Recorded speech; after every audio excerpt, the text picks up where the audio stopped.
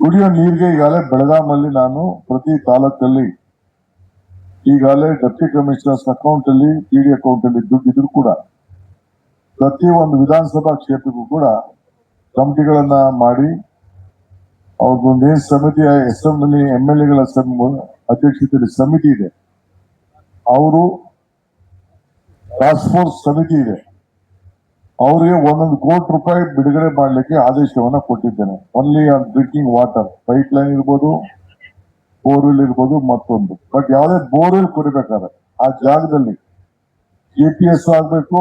ಕೆಲಸ ಮಾಡಕ್ಕಿಂತ ಮುಂಚಿತವಾಗಿ ಕೆಲಸ ಮಾಡಾದ್ಮೇಲೆ ಮಧ್ಯದಲ್ಲಿ ಸಾರ್ವಜನಿಕ ಮಧ್ಯದಲ್ಲಿ 10 ಜನರ ಹತ್ರ ಸಿಗ್ನೇಚರ್ ಮಾಡಿಸ್ಕೋಬೇಕು, ದಾಖಲೆ ಇರಬೇಕು, ಫೋಟೋ ಇರಬೇಕು, ವಿಡಿಯೋ ಇರಬೇಕು ಅಂತ ಹೇಳಿದ್ದೇನೆ. ಯಾಕೆಂದ್ರೆ ಹಿಂದೆ ನನಗೆ ಬೇಕಾದಷ್ಟು ವರದಿ ಬಂದಿದೆ. ಬೋರ್ವೆಲ್ಲೇ ಕೊರದೆ ಯಾವ್ದು ಹಳೆ ಬೋರ್ವೆಲ್ಗೆಲ್ಲ ಬಿಲ್ ಮಾಡದಂತ ದಾಖಲೆಗಳೆಲ್ಲ ಇದೆ. ಸೊ ಎಷ್ಟು ಆಳ ಕೊರೆದಿದ್ದಾನೆ ಅದು ಕೂಡ ದಾಖಲೆ ಮಾಡಿಟ್ಕೋಬೇಕು.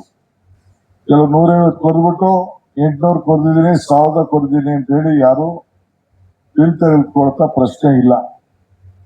ಅದು ಕೂಡ ಹೇಳಿದ್ದೇನೆ.